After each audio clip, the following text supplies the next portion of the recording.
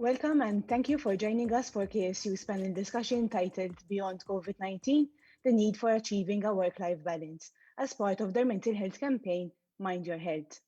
In this first panel discussion, we shall tackle how the COVID-19 crisis can be used as an opportunity to improve our mental health services, systems, and long-term policies, to both be better prepared for any future crisis and to build resilience. Joining me today are a panel of four professional guest speakers well versed on the topic, and we will be raising a very good discussion. Together, we will be discussing the underlying long-term effects of COVID-19 and its impact on our mental health. We'll be primarily focusing on a worker's right to disconnect and the long-term mental health effects one will endure if a work-life balance is not achieved.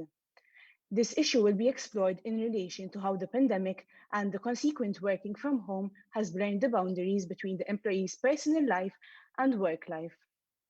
I would like to thank and congratulate KSU for organizing this event, which is a co-financed EU project. I am Michela Bella and I will be your moderator for today. I am a third-year medical student at the University of Malta and the current public health officer at the Malta Medical Students Association.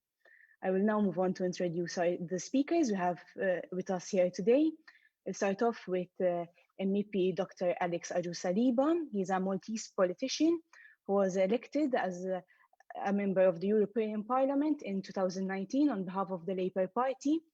At the European Parliament, he has been serving on the Committee on the Internal Market and Consumer Protection, the Committee on Petitions as coordinator, and the Committee on Employment and Social Affairs. In addition to his committee assignments, he is part of the Parliament's delegation to the ACP-EU Joint Parliamentary Assembly, Delegation for Relations with Palestine, and the Parliamentary Assembly of the Union of the Mediterranean. Dr. Aju-Saliba was also appointed as co-chair of the MEP Alliance for Mental Health. He was also appointed as rapporteur on the right to disconnect by the European Committee at the European Parliament. In January 2021, the European Parliament overwhelmingly voted in favor of the right to disconnect report. So thank you for joining us. Moving on, we have Dr. John Kakia, who is a medical doctor and a consultant in public health. He is currently the Commissioner for Mental Health, responsible for promoting and protecting the rights and interests of persons suffering from mental disorders. He has extensive experience in the government of healthcare services, having occupied senior management positions within the Maltese healthcare system, where he was responsible for strategic directions and monitoring of performance of hospitals, health centres, and other health entities.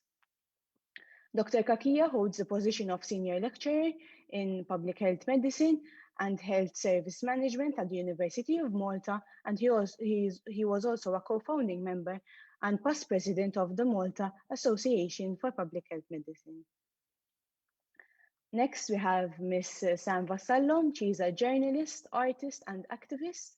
She is co-founder of the Young Progressive Beings, a youth activist organization based in Malta, with the scope to mobilize young people and open new channels for collective action. She is also a journalist with Loving Malta, who is interested in social justice, sexual health, and disruptive ideas for a better tomorrow. Thank you.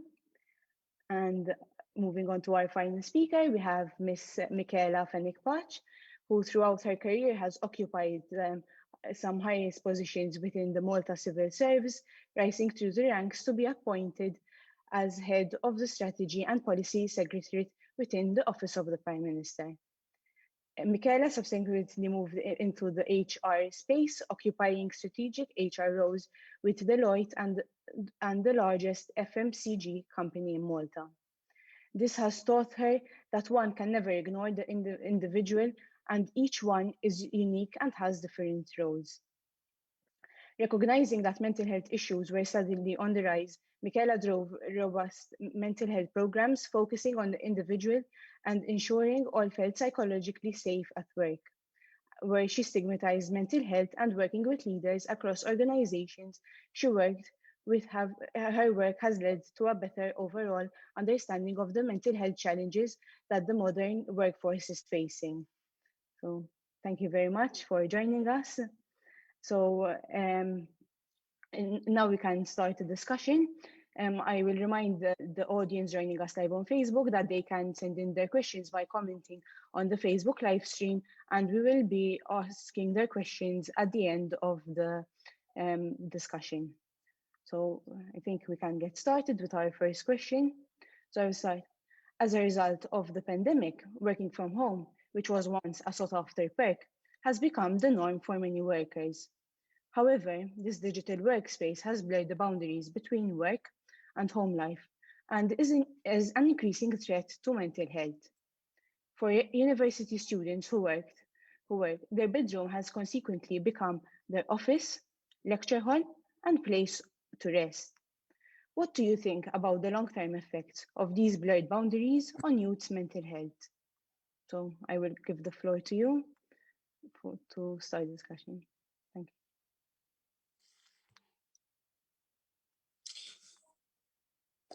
Maybe if I can start on this very important point. So first of all, thanks KSU for organizing this very timely and very important debate on mental health, on the revolution that the pandemic will be bringing in our lives. And the shift and the digitalization of our workforce has basically been fast forward during the pandemic. No one was prepared for this huge shift in teleworking and flexi work and smart working. It happened from Monday to Tuesday. So it happened in a couple of days. We had to adjust ourselves. And post-pandemic, we will definitely not go back to the life that we used to live pre-pandemic. So the shift, the increase in numbers, although it won't be at the same levels as during the current times of restrictions, but the higher numbers of teleworkers, smart workers, and flexi workers will definitely also be an issue post-pandemic. And this has definitely also left a negative, although let's start from this point. Digitalization, the use of digital technologies were a lifesaver for a lot of people. Without e-commerce, without digitalization, we would have definitely not been able to live as normally as we are living today. So digitalization, working from home has saved countless number of jobs, but there are also its negative side effects. The negative side effects of this always on culture, of this digital obesity that we are witnessing today did not start with the pandemic.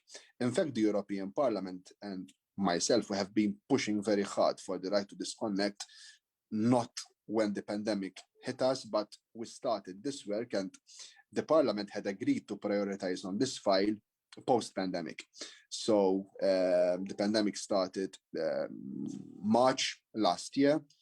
The Parliament had decided to prioritize on the right to disconnect and to have this report and legislation on the right to disconnect on January, therefore 3 months before the start of the pandemic. But obviously the political push today, the visibility of the rise in mental health issues, which are a collateral effect of this digital obesity, of this always on culture, of this blurring of this line that you have also mentioned in your introductory remarks, the line between working time and private time and rest time. This line became more blurred with these new realities that we are living today. In the midst of the pandemic, we saw 1/3 of our workforce, which was teleworking for the first time. And so this was also a time whereby also our employers were basically testing the system. And this has saved us commuting time. This has also saved a number of expenses for our employers. But at the same time, it has caused a lot of other negative repercussions on our health. It has caused a lot of stress, depression. people who were feeling like isolated more, and also other illnesses, which are directly related to this always on culture. And Eurofound has also published a very important study during the pandemic, whereby it is clearly stating that there is also a big gap when it comes to the difference of people who are overworking and are working from their offices in the traditional manner, and those who are teleworking, flexi working, or smart working. So when you look at the numbers of people who are saying that they are working more than the maximum allowed hours, and they are working from their offices, it's only 5% of those workers who are claiming that they are working more than the established and maximum working hours. But when you look at teleworkers, smart workers, you will find 38% of these workers during the pandemic, in the midst of the pandemic, that they are saying that they are working more than they used to work when they worked from their offices. So the problem is there. The problem is more visible during the pandemic, and we have to do something about it right now. We have to do something about it right now because, as I said in the beginning of my intervention, we will never go back as we used to work pre-pandemic. Thank you for that, Alex. Can I wear a bit my public health hat before wearing my Commissioner for Mental Health hat? Because I think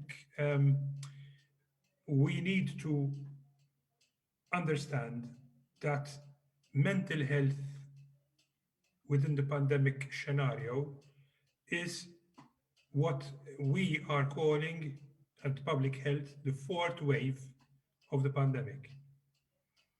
This fourth wave has started during the times and the days when people were actually started to be forgotten. Because if you remember, in the first weeks, we're in this together, we are here together, flags and posters. And suddenly that stopped and people started feeling alone. And the fourth wave, we know, started around that time with more anxiety, more people feeling isolated, people feeling sad. The symptoms and signs of life is not what it was. Now, from a public health perspective, the infection itself and the ITU beds and the beds in the hospital and all the arguments you've been hearing on the press from my colleagues in health, that will move on. It will move on. But there are two things which will not move on. There are two things which will not move on. The first one is the missed appointments and the people who, during the pandemic, had deterioration of their physical health not tackled adequately because they were afraid to go for appointments, from missed appointments, from a whole variety of things. That is the first challenge, but that will solve itself within 6 to 9 months maximum. What will not solve itself, and we don't know the length of time, is the fourth wave, which is the mental health issue. Because although a lot of people are suffering from isolation, anxiety, and depression, and that is something which people can do something about, there are going to be some of those people who are going to find the aftermath even more difficult. And we're already seeing signs of that. We are seeing signs of that because from my observatory, we're seeing something like 10 to 20% increase in people seeking mental health attention. And remember, my office only monitors involuntary admissions for care. To add to that, you need to consider the voluntary people who seek help, the people who go to psychologists, the people who consult online websites and online admission. But from a formal perspective, we have seen a 10 to 20% increase of people seeking involuntary mental health attention. We've seen also studies from the university about drug abuse, alcohol abuse, which are people's natural responses if you to try and alleviate some of those issues. Apart from the obesity, which Alex mentioned, there are the obesity from bad eating habits and sitting without exercise and all that sort of stuff. It's the drug and alcohol issues which have had an effect on people. And the third set of things is violence, domestic violence, internal strife within family units, and finally, thoughts of self-harm and thoughts of suicide. All of these have been documented even by locally. If you look at the website from the Richmond Foundation, you will find a series of surveys which have been done over the past year where you can see these ideas evolving, these sort of worries evolving in our society. Those studies show us, in no uncertain terms, a gender imbalance in favor of females being more worried about the future, a situation where about 7% of our population saying or admitting having thoughts of self harm, and the anxiety of the future is starting to hit in. Anxiety about jobs, anxiety about life. Now, if I transport that to university students, one needs to think about, these been lost months or years for a person's life? And yes, it may not be, they may not be months that can come back. They will not come back.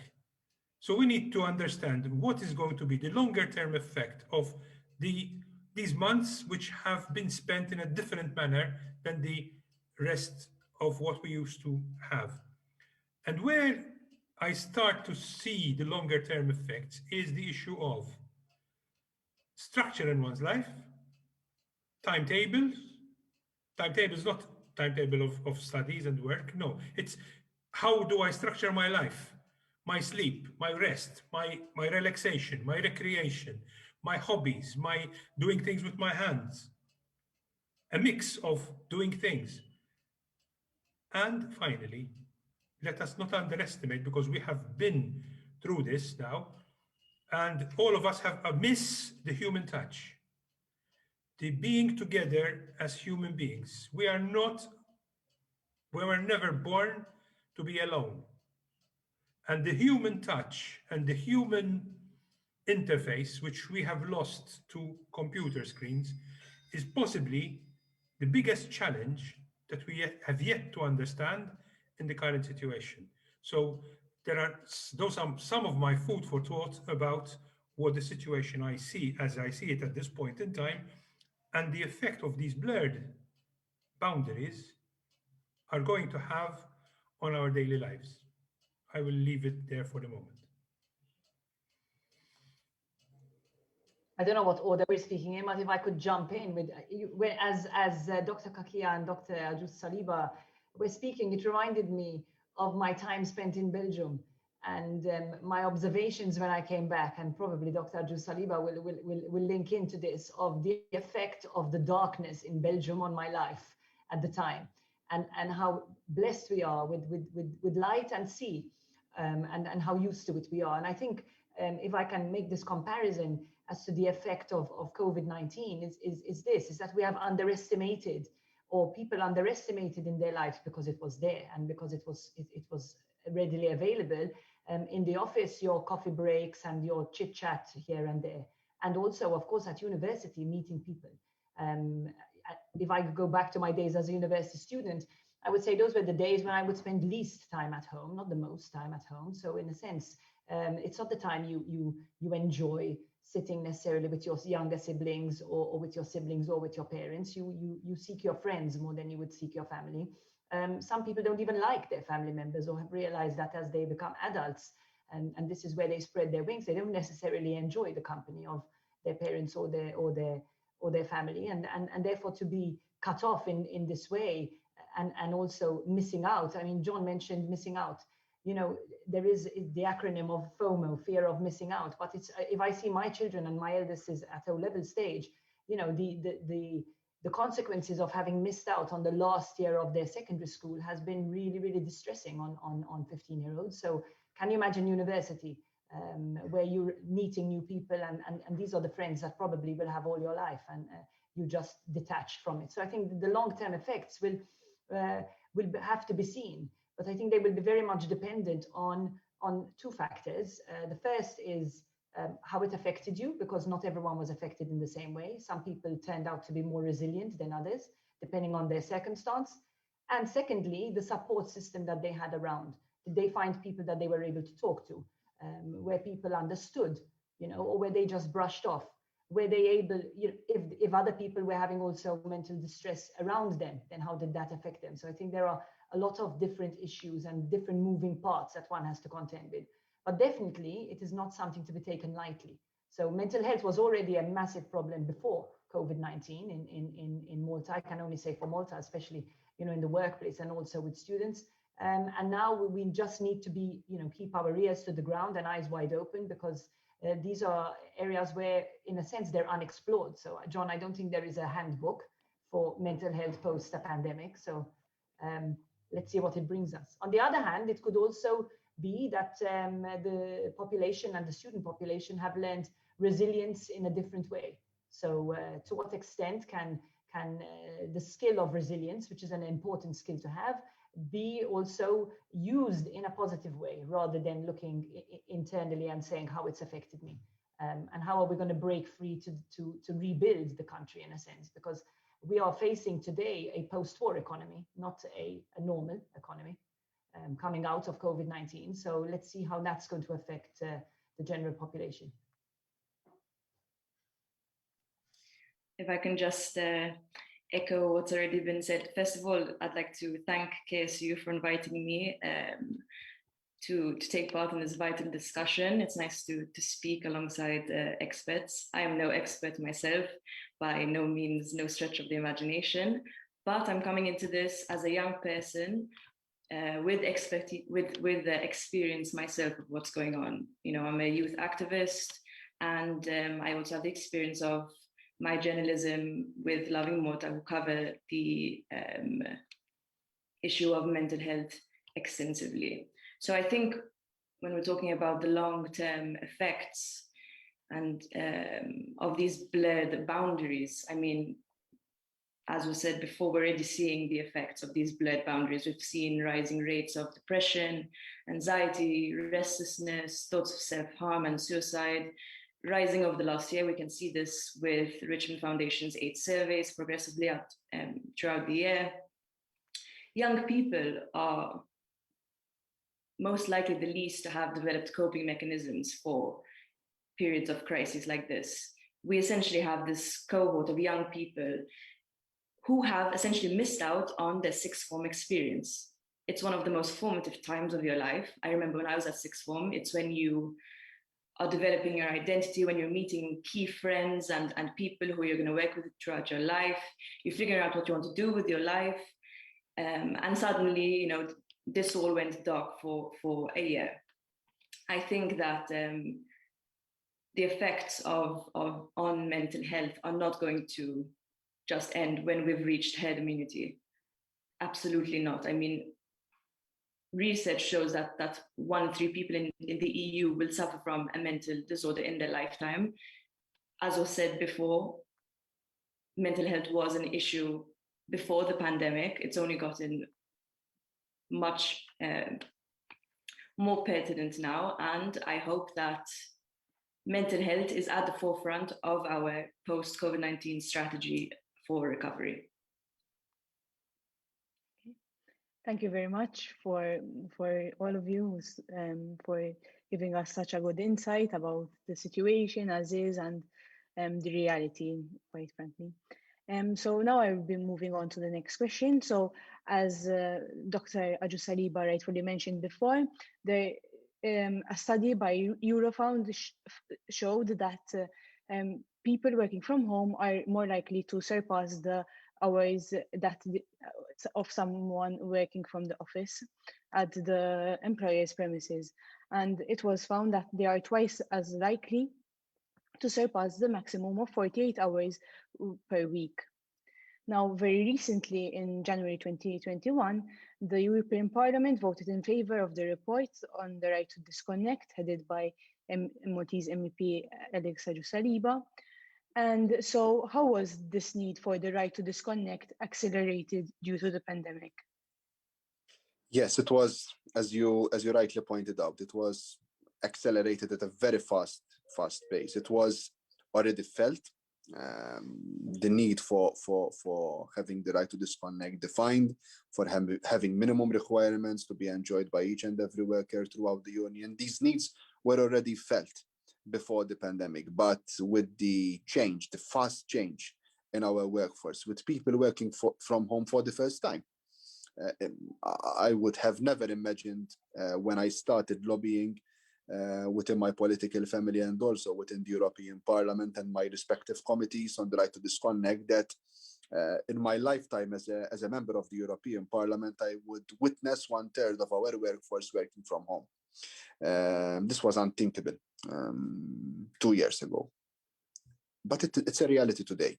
And although it won't be a reality post-pandemic, because I believe that the majority of the workers who are working from home because of restrictions today will go back working from home. And and this is also another point which I would like to highlight, that the right to telework should be a free choice of workers and should not be imposed on workers, because there are workers, and I had experiences with a number of workers who reached out to me, that they would tell you that although in the beginning they started enjoying this level of flexibility, more opportunity to juggle between your work and family responsibilities, but at the same time there are a big number of employees who, for them, the time that they spent in their office interacting with their colleagues was a very important time for their mental health. They were escaping the monotonous time at home. They were escaping situations of isolation back home. So imposing without having a choice on workers, teleworking, flexi working, or smart working should never happen in the future. And it should be a free choice of our workers. But at the same time, going back to the right to disconnect, the right to disconnect is so important today because we need to prepare our workforce for tomorrow. We were already caught on one foot in the beginning of this pandemic, from having the correct procedure to be able to choose to work from home, from having the equipment that you need to work from home. So we need to do something about it. And one of the most important justifications for the right to disconnect, political and legal justification, is the occupational health and safety of our workers, is the mental health of our workers. And having a situation that our forefathers have strived so much to achieve, having maximum daily working hours, maximum weekly working hours, weekly and daily rest periods. These are fundamental rights of our workers. And we can never accept a situation whereby the digitalization of our workforce would ultimately scrap off all these fundamental rights. And this is the right to disconnect. The right to disconnect is the right which should not be enjoyed only by teleworkers and smart workers. It should be enjoyed by each and every worker, because we don't want to replicate in the EU the Japanese culture, the karoshi culture, the work until you die culture. This is not the culture that we should adopt. There are argumentations going against the right to disconnect for those who will tell you, so you want to introduce the right to disconnect, and this right to disconnect will reduce or will smash the competitivity of our union. And I would easily reply to that by saying, I don't expect workers to be productive outside their working time. Working outside your working time goes against the very basic rights of our workers, and this is this is affecting negatively the mental health of our workforce. So yes, there is the political push, the political visibility, although the problems were already there. Each and every one of us has experienced the situation pre-pandemic where you are enjoying your family, enjoying your friends on a weekend, after working hours, you are cooking, etc. And you receive a call, you receive a WhatsApp message, you receive an email, and you feel obliged to reply. You feel obliged to reply not because your employer will directly tell you you have to reply, you have to continue working after working hours, but the culture mm, was there. The culture of continuing to work, of the fear of basically switching off completely and basically facing negative repercussions because you don't reply. Negative repercussions such as victimization, negative repercussions such as missing future opportunities such as being promoted on your place of work because you think that your employer will see you less productive than your colleagues who continue to work or who send emails at 11 at night, copying in 30 other colleagues. Again, this is another reality. So when we're discussing the right to disconnect, it's not a situation that can be solved only by basically imposing this right to be respected on employers, but it should also be respected amongst employees themselves. So yes, I think that the right to disconnect is more relevant, more important, because ultimately, when you look at teleworkers and flexi workers, this blurring of this boundary between working time and private time is more blurred. So the visibility of the problem is more pronounced, is stronger when it comes to these types of working relationships. So yes, I think that the pandemic will serve us well, will also be a good opportunity so that this right could be pushed more. We have already witnessed the first member state, which is basically implementing the right to disconnect on the basis of the legislation that has been approved, that I have drafted and been approved by the European Parliament, Ireland, which is giving the right to disconnect as a universal right to each and every worker. Now the ball is in the Commission's court so that it could ultimately kickstart the discussions between social partners at EU level so that ultimately each and every worker would enjoy this right as soon as possible. We cannot lose more time, we cannot wait more, because as I said, and as other panelists have stated, the increase in numbers of people suffering from mental health, it's not a joke having 1/3 of our population who will experience in their lifetime issues of mental health. And it's not a joke either that the majority of these mental health issues are directly linked to our working places. So we should do something about it. And I believe that the right to disconnect is not the silver bullet to solve all the issues dealing with mental health, but it can be a step in the right direction to ultimately give a better mental health to our workers. To what Dr. Ajus Saliba has just said, I'd like to take us back to about 15 years ago when we had a very big discussion in the European Union about the Working Time Directive. We need to bring back some of those arguments to bolster what we are saying now about the right to disconnect.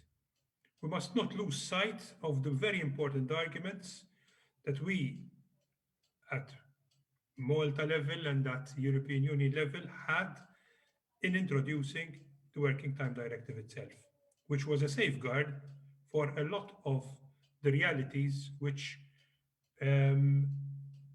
were until then trampled upon. The police force, the medical service, the fire services, these services which are thought to be in a situation where they can continue to work without having the adequate rights, their adequate rights protected. So when one discusses the right to disconnect, I think the discussion needs to also come into a perspective of how do we implement such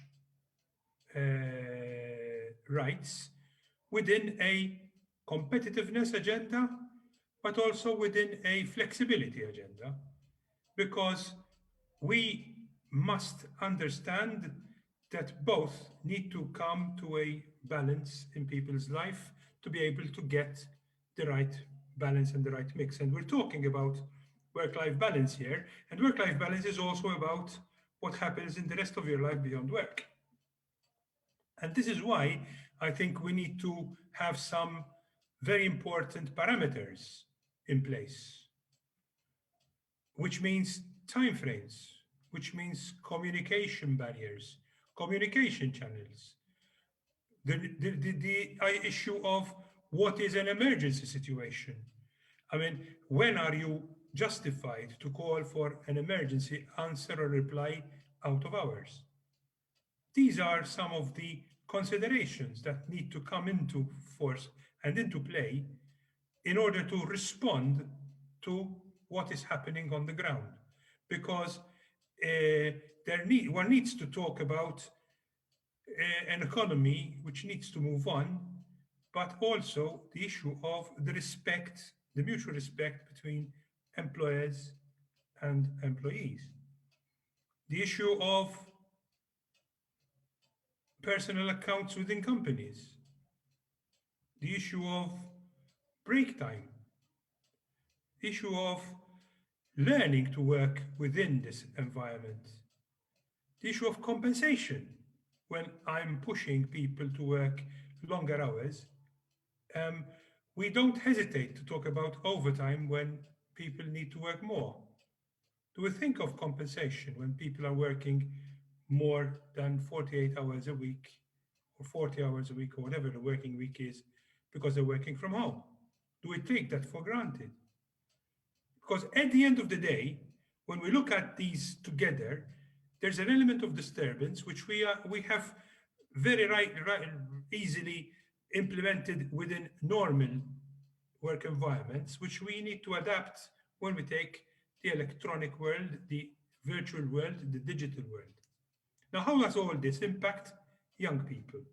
Because unfortunately, we are ending up, as was rightly remarked before, that the workplace, the room becomes the workplace, the library, the study room, the entertainment room, and the restroom. And that's not good. And that's not good.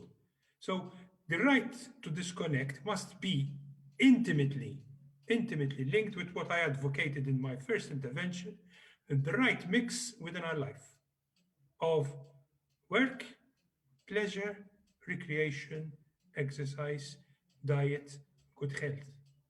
And this is where the challenge comes. This is where we need people to be thinking, we need management to be thinking, we need unions to be thinking, we need our representative bodies to be thinking. It's a question of getting this new debate on the ground. Remember, the mental anguish of work must not be replaced by the mental anguish of doing things in a completely different manner simply because we're talking of the digital world. People's minds have a limit, and that limit must be respected. I think one aspect, I mean, I won't repeat what Honorable Ajus Saliba and also Dr.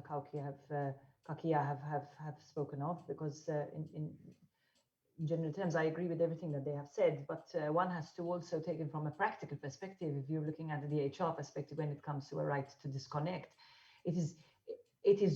I think it's fascinating to actually start this discussion, because really when you come and put this into practice, what I find COVID will do, and this year will do, and also legislation such as the right to disconnect, is create a more discerning workplace. which means the individuals that go into the workplace post-COVID and with the right to disconnect will become more discerning as to what they will expect and what they will accept from their employers. And this should be a culture that one has to start inculcating in our youth from a very young age. How much are you going to expect? Are you going to be able to take back control of your life? Because, you know, it is easy to say, let's not have, you know, you shouldn't be receiving emails on a Saturday and a Sunday. But, you know, most of us have received emails on a Saturday and a Sunday, and usually they're the awful emails you receive on a Saturday and a Sunday, and they destroy your weekend. So to what extent do we have the ability to be able to switch off ourselves rather than expect our employers not to send us an email? So this is the discussion is great in that it creates a discussion already. However, this is already a problem. And before the legislation comes through, it doesn't have to become law for us to recognize the fact that if you do receive an email on a Saturday, you should actually ignore it, and an email on a Sunday. But what happens within the workplace is something extraordinary, is that as soon as it comes up on your screen, you have an anxiety to answer it in some situations. If that happens, then one has to start reflecting as to whether you are in the right workplace or not. And this is where I say people will become more discerning, because people tomorrow will start looking at workplaces and saying, did they do enough to protect their staff during COVID-19? How were we treated? How are they treating us now? And then they will start choosing. And it's, you know, with the race for talent, this is going to be a crucial aspect in the employer branding of a firm. To what extent are we going to create that safe space where people have the ability to be able to say, no, I'm not going to answer you on a Saturday just because you decided to wake up and work. I will wait till Monday and just forget it for the weekend, and recognize and understand that there are no repercussions to that decision, because actually it is your right to have a weekend break. So these are big issues that come up. And at the end of the day, just like bullying and just like you know, difficult managers, you are always going to have those people that will, irrespective of a legislation, that will go beyond and will push their employees. But it's time for the employee to actually start being more understanding of the fact that they can change their workplace actually at the end of the day, and they don't have to take it. So that's my 2 cents on this issue. But yes, the discussion is a great one and a very needed one. So well done to you. I'll be very brief with mine. I think a lot has been said, but yeah, so I think it's so important that we're not just talking about mitigating the physical aspect of COVID-19. And, you know, now that we are well in our rollout of the vaccine, we should be talking about our strategy of making sure that mental health is at the forefront of our road to recovery. As I've said before, you know, we still don't have any sort of outline of when schools can return to normality, when sports can continue, when arts education can continue, when young people just out of university can go, you know, physically to their first job and develop those soft skills that they need to be in the workforce. Of course, no one has a crystal ball, and we don't know when this is going to happen, but let us not underestimate the power of hope and the power of knowing that there is a light at the end of the tunnel, particularly for young people at this formative time of their lives. I say, are we looking at possibly an addition to our mental health strategy? Is it geared towards young people? Are we being proactive in not just having the resources for young people to turn to, but actually reaching out ourselves to make sure that we're checking in with young people, and of course people of all generations, to make sure that they know that they can seek help. Unemployment, I think it's a very good question. I mean, this is obviously another effect of the pandemic. Young people, you know, out of university or starting the first internship or so on and so forth, have missed out essentially on a year of working in a company, developing those soft skills, making those contacts, learning how to work in a team. Are we pushing for more schemes, more opportunities post-pandemic for young people, putting their leg into Malta's labor force? I think obviously Malta, we've built an economy based on very low levels of unemployment. Financial stability and employment right now are a major concern for young people, and this is just another added stress on the minds of young people. Obviously, this wasn't something anyone prepared for, but now I definitely think a year into it, it's time that we're focused on this. Okay, thank you very much. So now for my next question, I will be latching onto a point that Ms. Fennekwach stated in her answer to my previous question. So it may take a few years before the right to disconnect is implemented. However, this issue must be addressed imminently. What can companies do from their end in order not to allow this issue to continue to aggregate amongst their employees? Again, a very good question. And I think that a lot can be done, and definitely with the big divide when it comes to lobbying at EU level. I have witnessed this firsthand when it comes to the right to disconnect.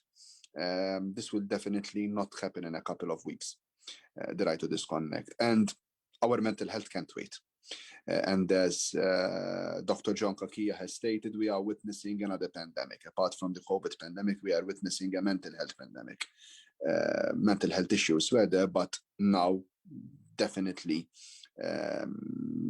with the pandemic, a lot of people had a trigger for a number of mental health issues. And this will not be solved like all the other issues, economic, social issues that can be solved more hastily after the end of the pandemic. This will take time. And as I said, the biggest majority of mental health issues are developing on our working places. So yes, employers can do something. They can start basically by implementing a number of measures. If you look at our recommendation on the right to disconnect, it's not a complex recommendation. It's not a recommendation that is very pretty written down on paper, but it will be impossible to implement. Minimum requirements can be implemented very easily by contractual agreement between the employer and the employee. A number of practices can be implemented. Training between employees themselves in work training can also solve a number of issues. And when you look at the right to disconnect, for example, I can bring a very clear example of Germany. Germany, you have the biggest companies, for example, Volkswagen, which have been implementing by self-regulation the right to disconnect for a number of years now. They do it, for example, by switching off servers. So that after working hours, you won't receive emails. I am a bit skeptical to implement that type of right to disconnect across the board, because I can totally understand that different exigencies, different types of employment relationships will definitely not work for everyone. And giving the option for workers to, if they want, without disturbing their colleagues, if they want to continue working after their working hours, they can. I believe that they have the right, if they want to do so, and they do so freely, they should continue to do it, again, without disrupting the right to disconnect of their colleagues. But yes, a lot can be done by employers to implement these minimum requirements, and also to go in the direction of not imposing teleworking, flexi-working, and smart working, but for this to be the free choice of employees. As I said, imposing the teleworking, working from home, can continue to cause a lot of mental stress, isolation, and a lot of other issues on our workforce. So I believe that a big discussion that we will be having locally and also at EU level when it comes to teleworking. And when it comes to teleworking, we should and we have to do a lot, because our legislation is not fit for purpose and is not fit for the realities that we are living in today. So we have to basically do a lot when it comes to the teleworking directive. But I think that this should be one of the most important discussions that we should have, that working from home should not be imposed, but it should be a free choice of workers. This can help a lot, and this can do away with a lot of problems for our workforce. As an office, I must say we were prevalent in looking at this issue by trying to go to the social partners and ask them to make a commitment on the protection of mental health of the workforce. And I, as commissioner, got a commitment in writing from 9 out of the 10 partners in the MCSD as signatories of a joint declaration for us to be Alex, you need to say goodbye, I think. I'm sorry, but I have to leave. I have a coordinators meeting now of my committee, which I cannot skip. Thanks a lot for this discussion. It was really insightful and interesting. Sorry for being a bit early. Thanks a lot. Thank you a lot for joining us and for bringing up so many good points. Thank you. Thanks a lot. Oh. Thank you for that. The issue, as an office, we have pre-pandemic, this was, tried to move towards a more deeper understanding between employers and unions of the mental health component of better relations on a mental health and well-being strategy within this environment. And I think we need to build on this.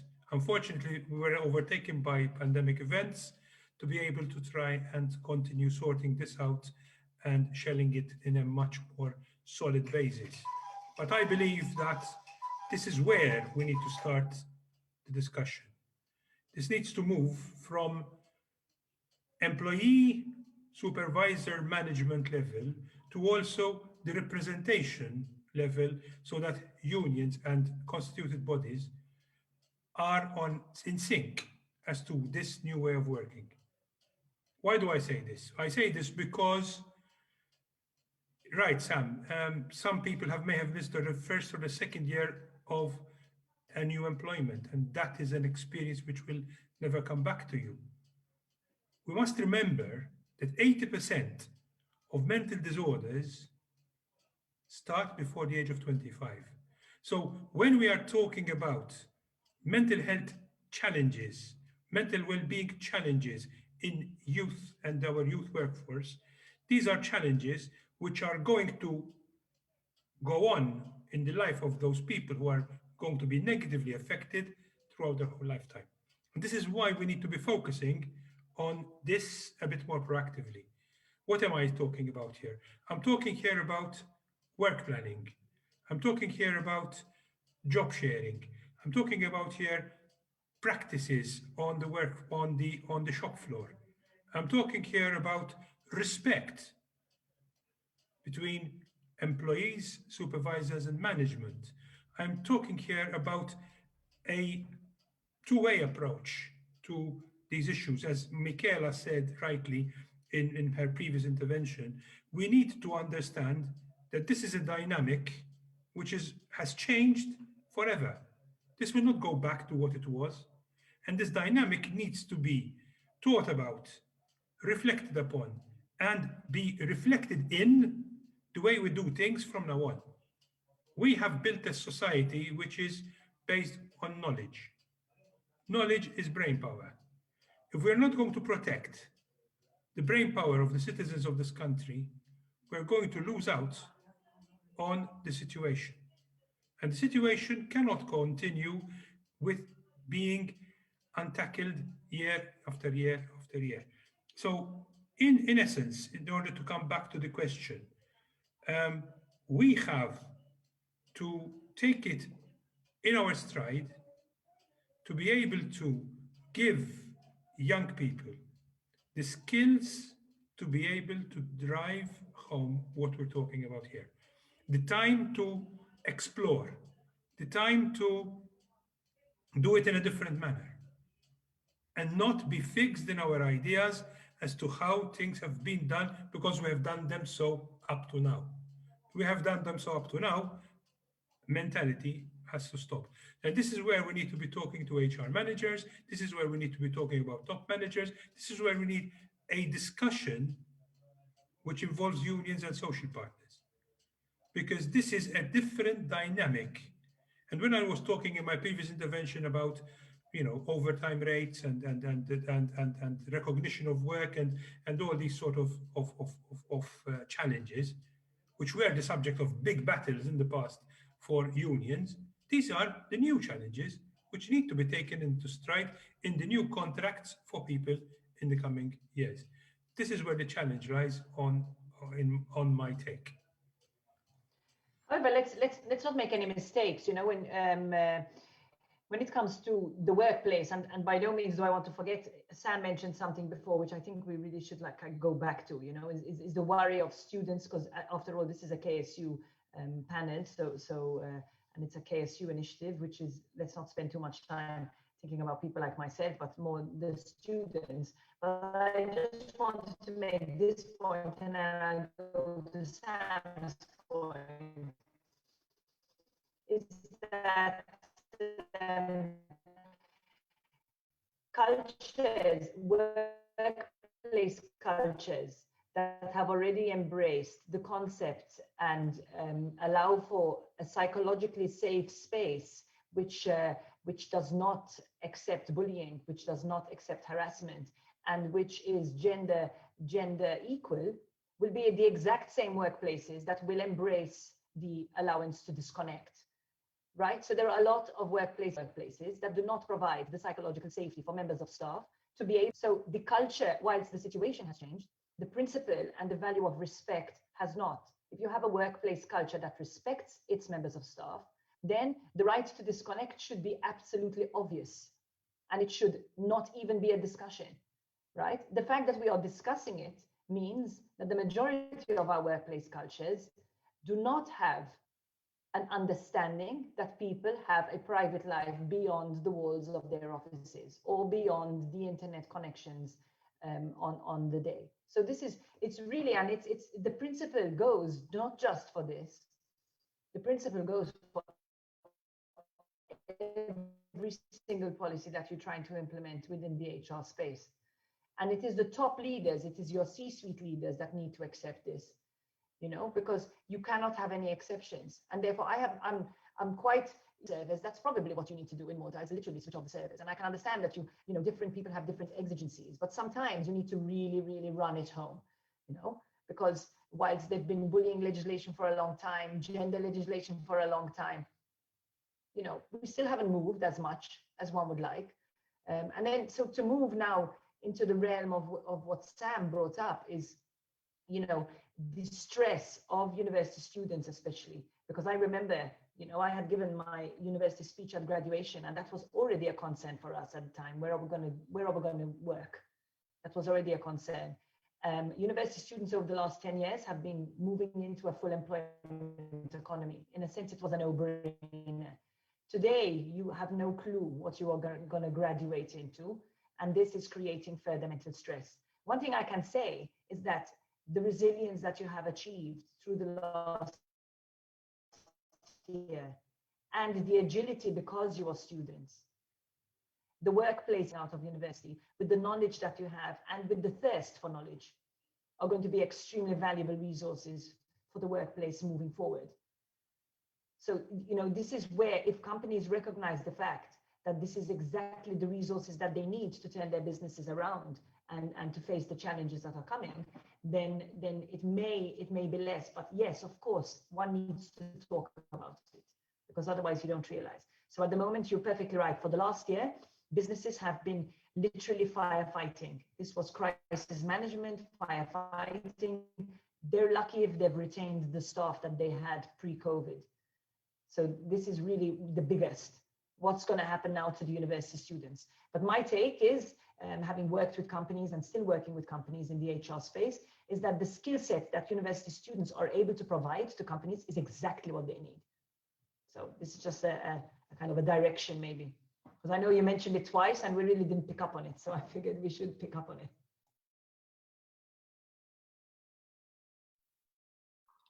So, I mean, as was already said before,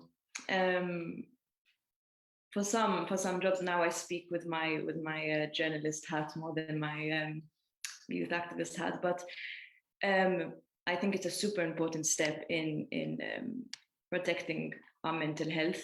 The right to disconnect, unfortunately, though, I think is more of a luxury for some than a right. So I think that it definitely can't be a one-size-fits-all thing. You know, I can speak as a journalist where it's our duty to inform the public of what's going on in the world around the clock. And unfortunately, it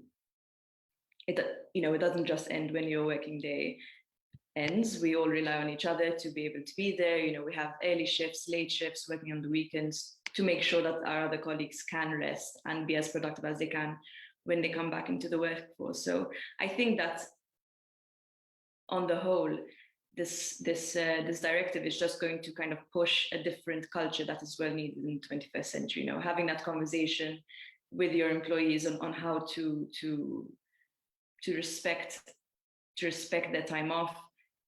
More leisure means a better workforce at the end of the day. I think it's a big myth that is propelled that having the right to disconnect or even proposing, you know, the 4-day work week, for example, would somehow diminish productivity. I think personally it's the opposite. I think if you allow your workforce to rest, you have more productive workers. You have if you allow for flexibility, you have more creativity, and I think it's absolutely needed, especially in the pandemic now. Okay, thank you very much all for your interventions. So I will be moving on to the next question. So a Eurobarometer survey shows that the Maltese population are the most keen to see Europe taking action addressing the work-life balance and wages. When asked to state 3 social issues on which the European Union should focus, 31% mentioned that the work-life balance, in contrast to just 10% of EU respondents. 29% of the Maltese population also think that this should be a priority for the Maltese government, in contrast to 11% of EU respondents who think this should be a priority for their national government. Do you think that this survey is in any way indicative of the dire need for the government to implement policies related to safeguarding employees' mental health? And to add on to this, we have a question which was posed by one of our viewers on Facebook.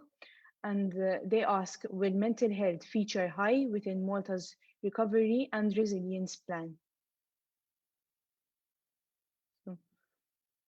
Let me start by giving my feedback on the second question. As Commissioner for Mental Health, I have made a representation with the Ministerial Committee dealing with the issue of post-19 recovery. I haven't seen the report, so I cannot give you any feedback on what the effect of my presentation was. I certainly indicated that we need to think mental well-being as a horizontal approach towards what needs to happen. In my view, as Commissioner, I think we need to work on 3 levels. There is a level of national resilience building. We need active national resilience building to be able to help people get back to normal life, to normality, with our traditions and cultures, and so it's the art world, the festa world, the barbecue world, the enjoying life world approach.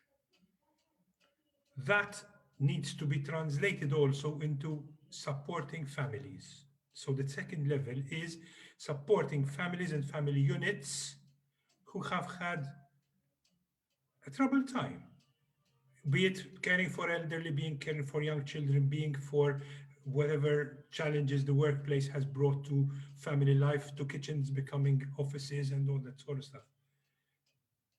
Second level. That level will give us an idea of who are those people who need more targeted approaches, the psychological support, the professional support because they are going to collapse under the pressure of the pandemic. So it's when we're talking about post COVID-19, we need to think of these dimensions. Now, coming back to the Eurobarometer, um, if you want me to tackle both questions at the time, Mikhail, I will talk about the Eurobarometer. When we talk about work-life balance 31 to 10, what that's telling me is a self-confessed situation where the Maltese are admitting that they do not know how to balance work with life. Work with life.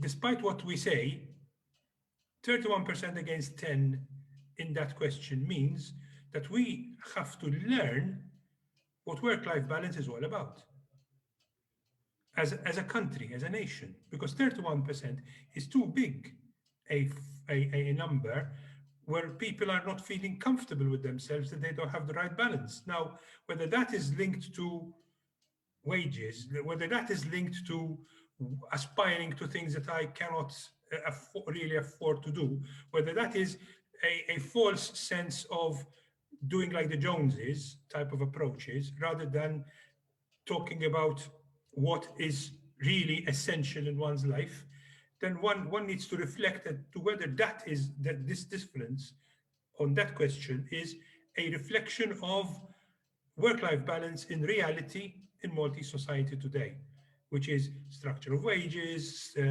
structure of take-home pay, whether we're talking about which levels of society we're talking about, whether what a living wage is all about, what our expectations from life is all about, etc., etc. What is really essential, what is non-essential.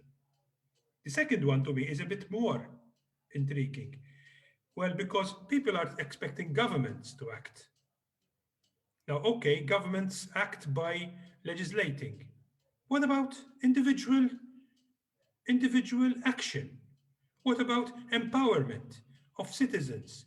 What about empowerment of our NGOs, our volunteers, our civil society in this manner? I mean, do we expect governments to involve themselves in our life? I think we should be talking about empowerment of citizens. And when I see this 29 to 11, this tells me something else about empowerment within our society, about the ability of people to take control of their life. And this is where we need to build national resilience, therefore. We need to build national resilience in empowering the Maltese to be able to take more control of the situation and not leave it up to others. And more than that, people making the right decisions about work-life balance and what really matters in life, and moving on and getting a life on that one. Because to me, these two questions, these two responses tell me something about the fabric of Maltese society, which are worrying and which merit addressing. And these need to be addressed in the context of what I said before.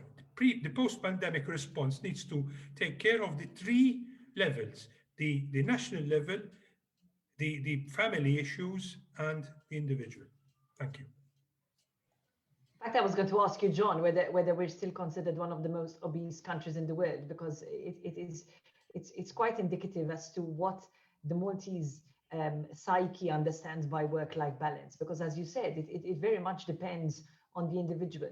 Now, the only area here that I can possibly speak about is the reintroduction of sports as soon as possible in this country, because I have 5 children, and this is debilitating for youth, for children, for many who practice sport and practice sport at a professional level, and sport is a way of life. So if you're stuck at home doing exercises on Zoom, then this is increasing your mental stress more than improving it.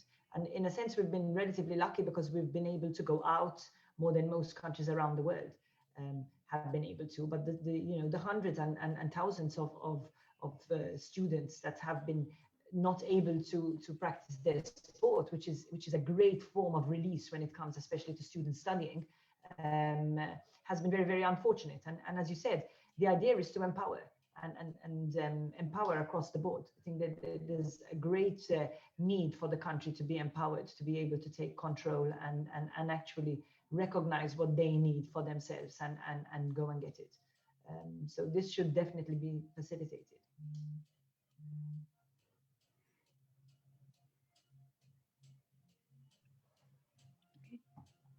Hi, Sam. You're on mute. On mute, my gosh, Zoom culture. So what I took from these statistics is essentially we're saying that Maltese people are 3 times as likely to say that work-life balance is an issue than in the EU in general. So this tells me that, as I've mentioned before, for the past decade or so, we've been working in an economic boom. It's all been about investments, startups, Malta's main resource is human resource. There's this race to constantly be successful. As a nation, I think that we're probably overworked. But then on the other side, we really do value leisure. So we are a very small country. We're very close to our families, our friends. The weather is nice. We enjoy activities. There's this pressure from the work side, this idea of trying to be successful, the hustle, and, kind of that clashing with what is actually a right to rest and leisure and enjoying life.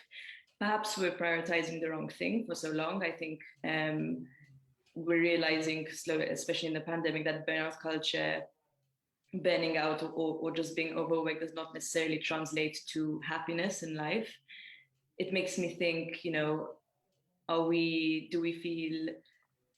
we not know how to balance work and leisure? Are we working too long because certain sectors of society have to work long because of the state of wages? What are we really looking for when it comes to work success? Is it the status? Is it the wage? Are we investing in the possibility of having other side passions, open spaces, recreational places for sports or arts and so on and so forth? I think it's just a stark. It paints a good picture of where we need to tackle, when it comes to tackling.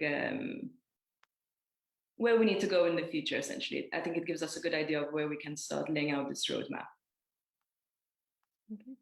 Thank you very much. I will now move on to one of our final questions. So, as has been highlighted throughout this panel discussion, without a doubt, the COVID-19 pandemic has deteriorated people's mental health, unfortunately.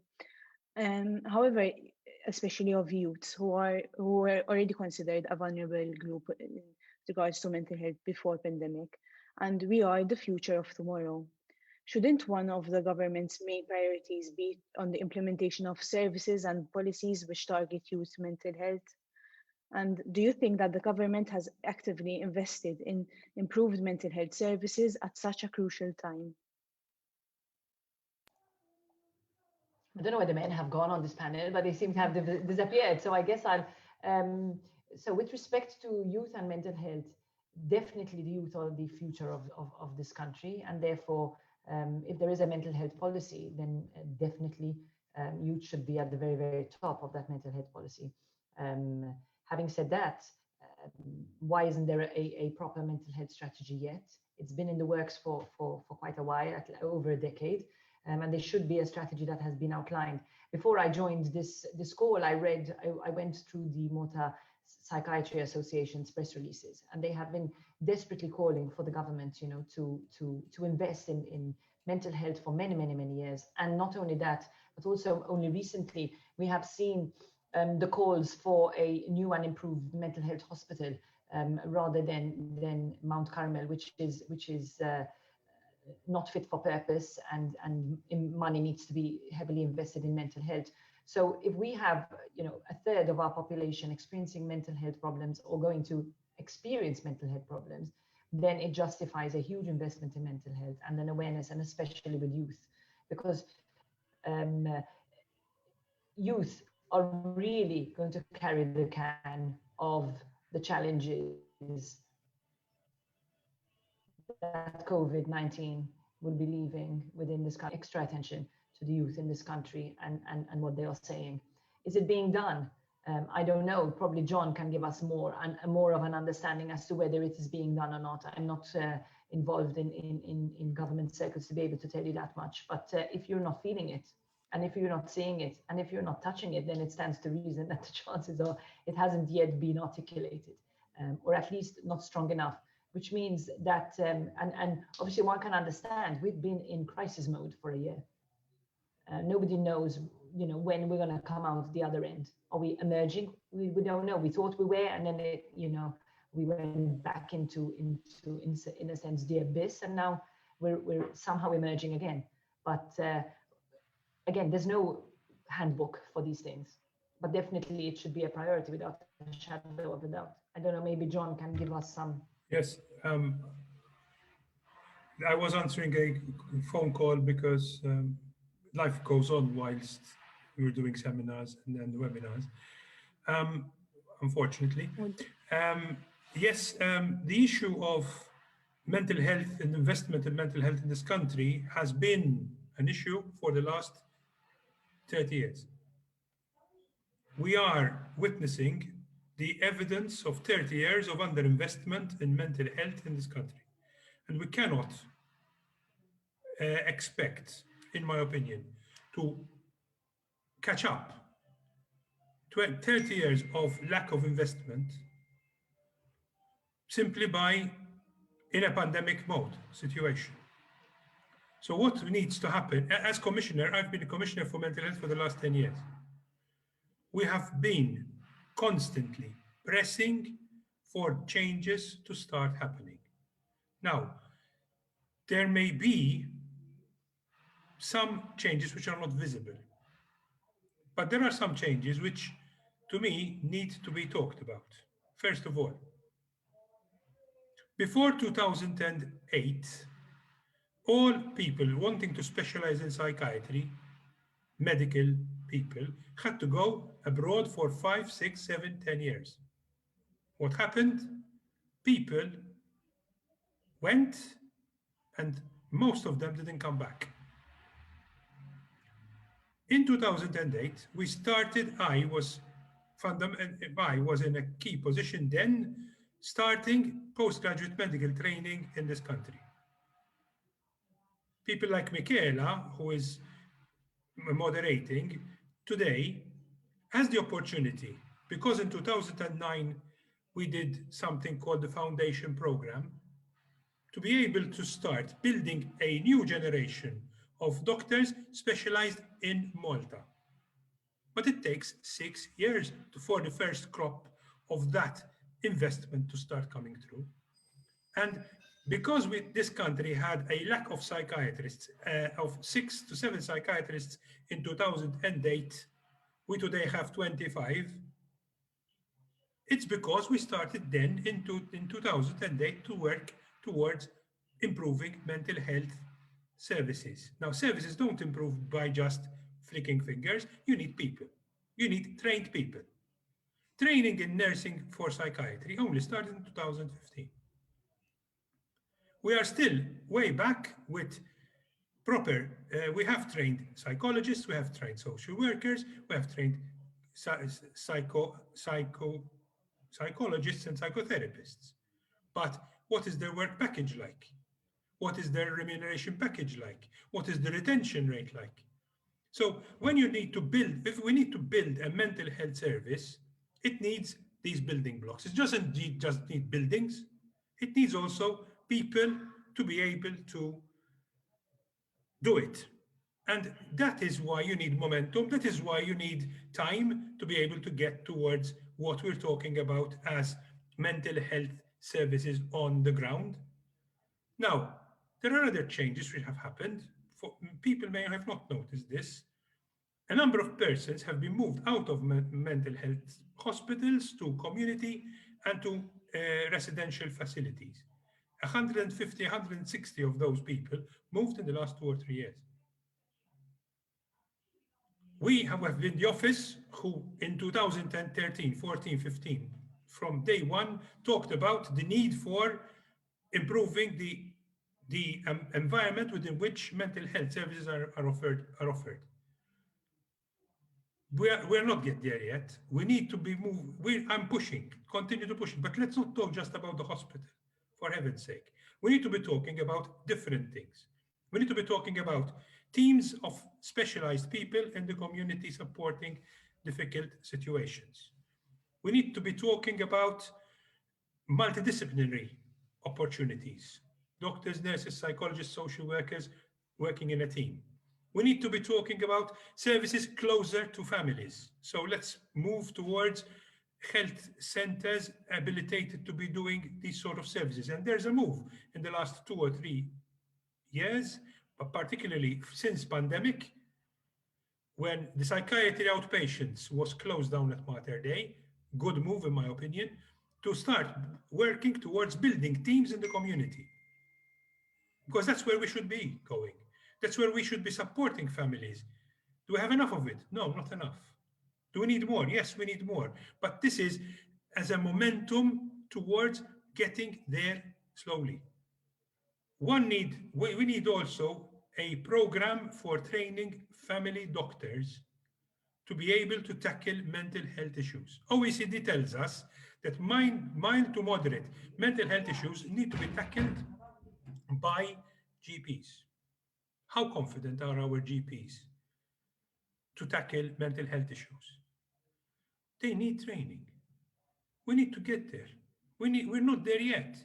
We need to empower our GPs to be able to take care of our more frail in society. The GPs need to be supported by community teams. As I said, we're slowly getting there. It's not equal across the whole country.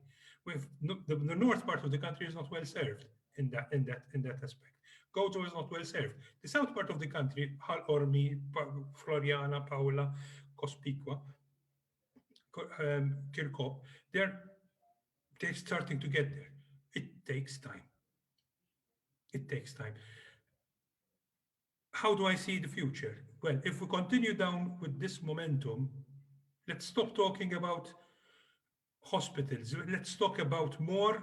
I'm not talking that we don't need hospitals, and I'm going to continue to push that we need hospitals, but I would rather like to see a developed community service and supporting people within their home environment, supporting people when they get a crisis at their home environment. And if they need psychiatric care for a short period of time, let's have the beds at Mater Dei to be able to do it. Not in the old-fashioned psychiatric unit we had before, which was of no use, in my opinion, to making people better. It was just an elite service for the few. Let us go for the big prize, which is moving services towards the community.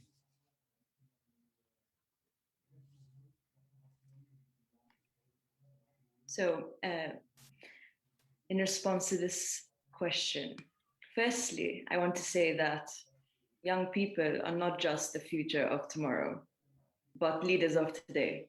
We are journalists, we're in political parties, we're in government, we're in companies, we're already here. So we need to be investing in these services for the now. It's not just about tending to the generation of tomorrow. They are the leaders of tomorrow, but we are here right now and we need Malta's help right now. How we're going to do this? I think we need to continue fighting stigma against seeking help.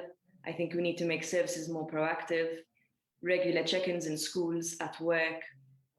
I think we need to look into, now I'm no policymaker, but in my little research, informal clubs, informal meetings with youth workers, because a lot of young people might be intimidated by the formality of seeking help and going to therapy, making sure that every clinic in the community has a mental health specialist. I am completely for what my colleague recommended, that every GP should have this training, because how can we talk about Malta having the best healthcare system in Europe when we're not tending to this vital aspect of our health? It's the same for me as an activist in sexual health. How can we talk about having the best healthcare system when this is a dark spot?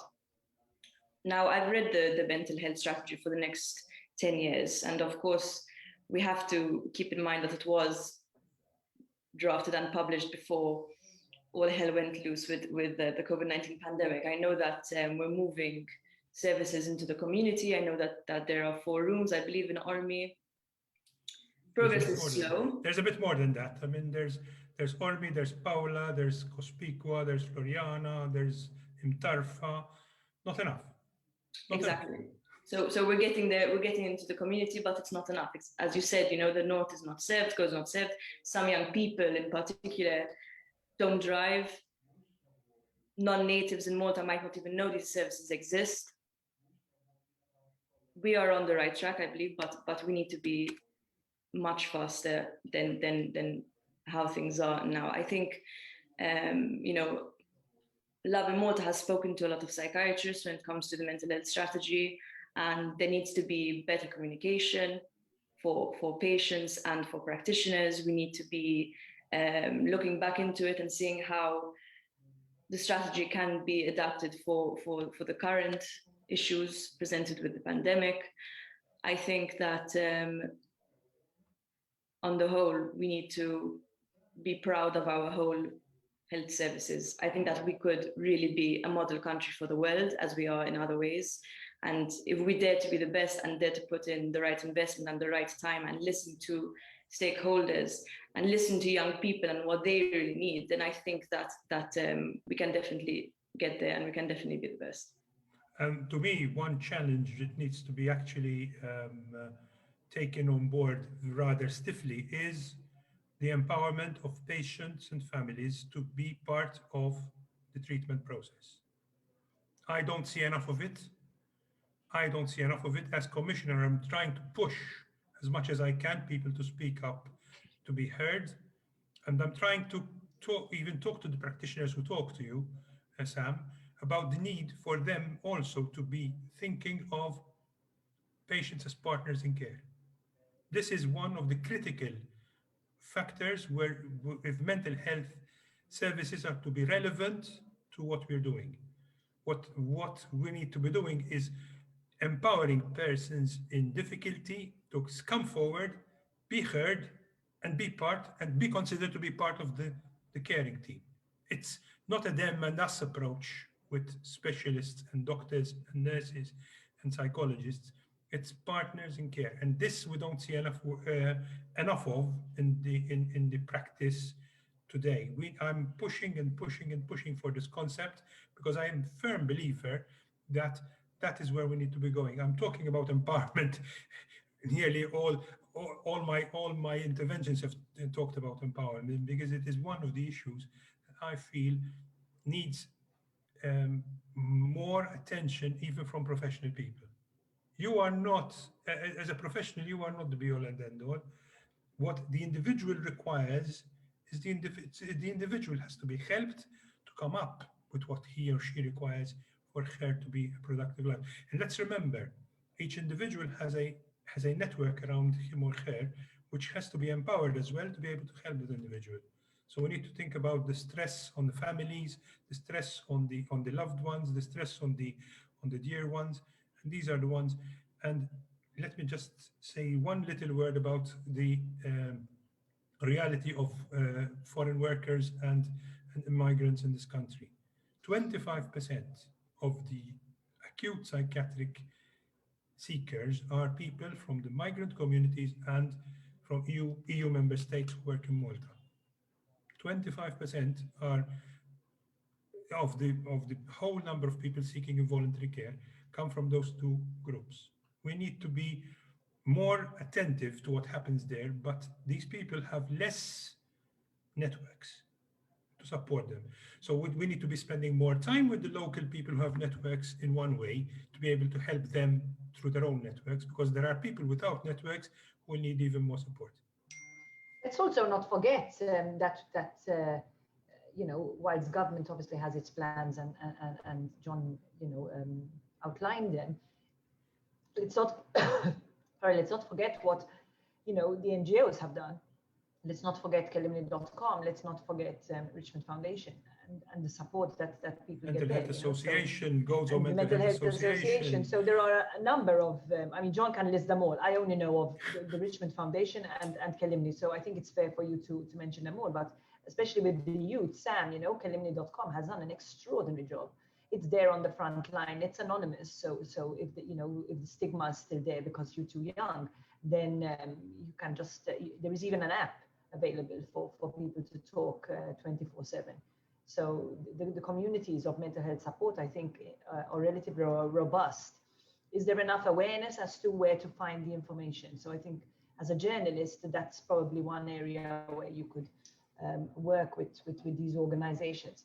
But John, are there more? I'm sure there are more. We did actually in 2014, we did a seminal survey, and you can see it on our website, Mental Health Commissioner, on health literacy. And we only had one question. We had out of 15, we had one question asking people where would they seek help for simple things like anxiety and depression. And unfortunately, in 2014, I hope that things have changed, at least after 6 years of work from our end. In 2014, 44% of the people of this country did not know where to seek help or found it difficult or very difficult. This was just one question out of 15 from the National Health Literacy Survey, which gave us an indication, a starting line from where we were starting. Roughly half of the population doesn't know where to seek help for information about basic things like stress and anxiety. And this is telltale. Now, hopefully things have improved, but as you said, there are plenty of initiatives out there. There are plenty of scroungers out there as well. So let's be careful when we talk about internet and when we talk about online help and services. Please go to trusted websites. Kalimni.com, Richmond Foundation, Mental Health Association, and all the other hosts, people who do services here, they are reliable. There are some unreliable websites out there which will actually do more harm than good. So my appeal as well to the younger generation, reach out for help, even using these electronic ways, but be careful where to seek help. One idea for KSU would be to, for example, lead by giving young people 30 websites which are reliable. And I think that's not a difficult one to do if you got your heads together, some of the very good people you've got within university, within the faculties, the various faculties within university, both social media, social well-being, and the Department of Mental Health within the University of Malta Faculty of Health Sciences. Between those three, plus the Department of Psychiatry within the medical school, can easily indicate 30 good websites that can be of reliable support. Thank you very much. I think we definitely are taking a step forward in the right direction. However, as you rightfully said, change takes time. But right now we do have the right momentum, and we should keep going and building upon that. So I will continue to press, but I hope I will not continue to be alone, feeling alone, pressing. I've had help, but I need more. We need to continue empowering everyone to take charge of their mental health, and especially have all medical professions, which many patients see, be well equipped to deal with some mental health issues that might crop up, to make mental health services much more accessible. So I think that will definitely help a lot. You as a student can actually give us some feedback as to whether and how much you've been given mental health help within a medical course, and how much mental health has gone into your training, because I don't think not enough is being done there as well. I do not believe enough is being done just as yet. However, I do have hope that it will get better in the future, and I hope that we will see a bit of improvement and maybe a better support systems for us as medical students who will be the future healthcare professionals. So I think it's very important to invest in students as well, not just within the faculty. Yes, when we started, actually, you may not realize, when we started the foundation program for house officers, which is the first 2 years after you graduate as a doctor, I put in psychological support. And in fact, there is within the foundation school for our young doctors, psychological support in those first 2 years, the critical 2 years where you start practicing your profession outside of university. outside the sterile environment of books and libraries and into the real world of patients. And it's done a wealth of good within our house officers' approach to be able to give a much sturdier medical workforce to this country. But I think we need to continue to working down that road across other faculties and within other realities. Yes, I think that's very, very important, and it was definitely a good step to go forward with. So now to close off, I will ask you all for your final comments, please. Shall I Just, start? go Okay, ahead. thank you. Thank you for the opportunity to be able to address this very, very important subject and topic. We need to create individual programs for life balance. Everyone, we need to understand that work-life balance starts individual responsibility. What can you do yourself to be yourself balanced in your work and life? Because that is going to reflect upon your family, upon your workplace, upon your outer circles, and society in general. Every one of us needs to make that reflection as to how that reality evolves for him or herself personally. Two final appeals. If you feel stressed and need help, reach out. Limini, Richmond Foundation, a trusted friend, a family member, your GP, reach out. Do not suffer in silence. Remember, number two, the pandemic has an end. We will get, this is only a temporary situation. We will get over this. So even that thought should be in the forefront of people's minds. This is not forever. If we let it be forever within ourselves, then we will be burdened and we end up wrongly. So my appeal is think of it in a positive way. We're on the way out. Stick it a bit more. Courage. Thank you. Thank you very much. My message is very simple, and it's to my cohort, it's to parents. Parents of students like Sam, students at university, students at sixth form, to recognize and understand that what their children are going through is very, very real, it's very lived, and they do not have the coping mechanisms that us adults have, which means we really need to keep our eyes and ears to the ground, because from something small where we could brush under the carpet, it could lead to long time issues with mental health. And therefore, in this case, also reach out to Kellimni and Richmond Foundation to be able to get advice as to how to deal with them. I myself didn't recognize that my eldest daughter was actually struggling. I thought she was making a fuss, but making a fuss, she was not, because this is a year especially where our children have missed out a lot, where memories have been lost, where photos have not been taken, and experiences have not been made, and they can never come back. So this realization is very, very, very important for parents who are already going through a number of stresses themselves, to just reach out and simply ask how you're doing and understand and listen, really. And thank you, KSU, for organizing this. It's a topic very, very close to my heart. I'd also like to say thank you. It was a real privilege to speak on this panel, this expert panel. My message would just be, young people, don't be afraid to speak out when you need it.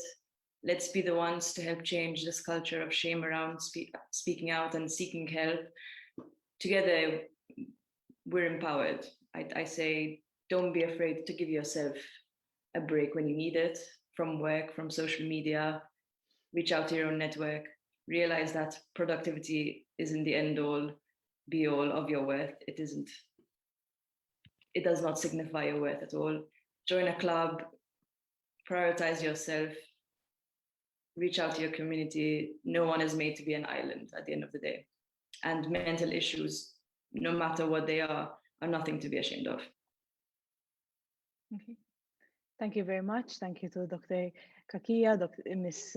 Vasalla, and Ms. Fenek Pach for joining us today. I think it was a very good discussion, and we brought up a lot of points and maybe a lot of take-home messages of what the viewers watching this on Facebook can do to take charge of their mental health as well, and hopefully feel empowered and know that it is encouraging knowing that mental health is being put a bit as a priority, especially during these times. So thank you all for joining us, and we hope you enjoyed it. And finally, I would like to add that KSU will be holding another of such panel discussions next Friday on along the same theme, beyond COVID-19, the call for a European mental health strategy, which will be held this Friday. So I will encourage you all to join for that. That's all from my end. Thank you very much.